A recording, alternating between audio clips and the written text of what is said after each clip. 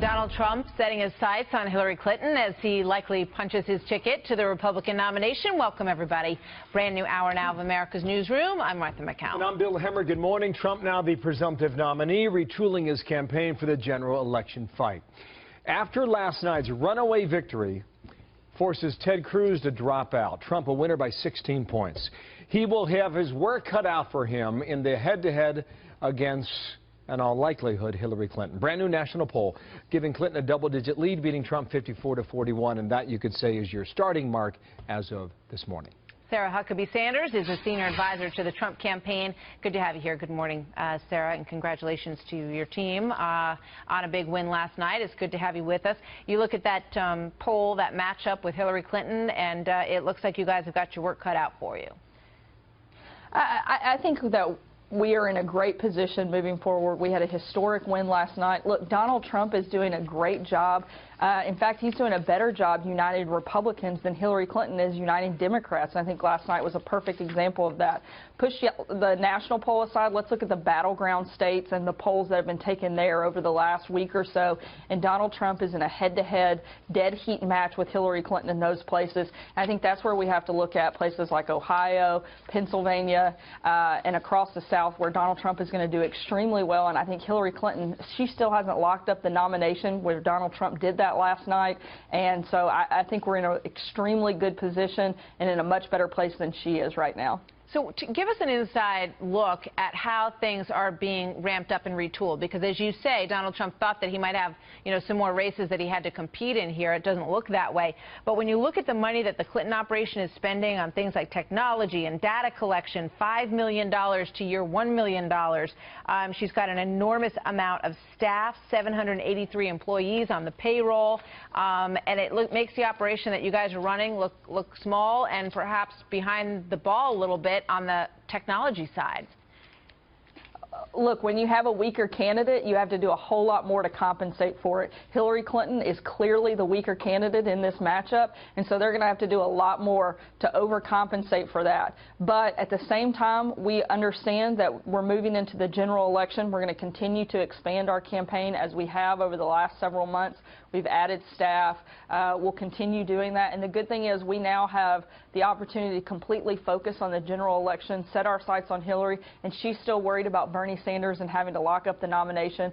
So she's going to have to continue spending a lot of resources doing that, where we get to focus strictly on Hillary. All right, so the VP question is inevitable at this point, and here's what Donald Trump had to say about it this morning. Not a name in mind, but I do like the political sphere. I mean, you have the military sphere, you have the political sphere, and you have the business. Well, the business I handle. I think I'm going to be very, very good on the military, to be honest with you. I think that will be the hidden strength. And I think probably I would like to go with somebody with great political experience. What do you think? I think he's exactly right. He did a historic thing last night by locking up the nomination as a complete outsider to the political process, and I think it's probably good to bring somebody in from that political sphere, as he mentioned. But at the end of the day, he's looking for somebody who's the best person for the job, somebody that can help not only unite the party, but continue what he's doing and help unite the country and focus on the big issues that people are, staying up late at night worried about, and that's creating jobs, securing our borders, and making our country safer. And so I think he's going to look for somebody that can complement him on those things. Do they have a committee in place to look at these vice presidential candidates? Is he setting up meetings at this point with any of the potential people? I don't think any specific meetings have been scheduled with potential nominees, but he's certainly spending time talking to people, getting feedback from his very tight circle, and will continue doing that and looking through the many, many names out there that would make a good vice presidential nominee. Marco Rubio suggested, Suzanne Martinez mentioned. We'll have more on that.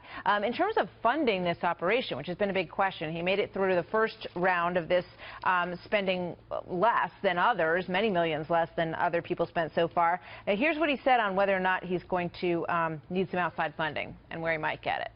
Do I want to sell a couple of buildings and self-fund? I don't know that I want to do that necessarily, but I really won't be asking for money for myself. I'll be asking money for the party, and really it's something that we're going to start on right away. All right. Interpret that statement for us, Sarah. You know, I think he'll continue to self-fund a lot of his own campaign operation, but when you become the nominee, the Republican Party steps in and you have a lot of coordinated effort on their part. My guess is we'll start focusing beginning this week on helping the party build up so that they can help complement the campaign operation that he's been funding and will continue to fund. All right, and an outside PAC has been formed. Ed Rollins is working on that. We're going to talk to him a little bit later. Sarah, thank you very much. Good to see you this morning. Thank you, Martha.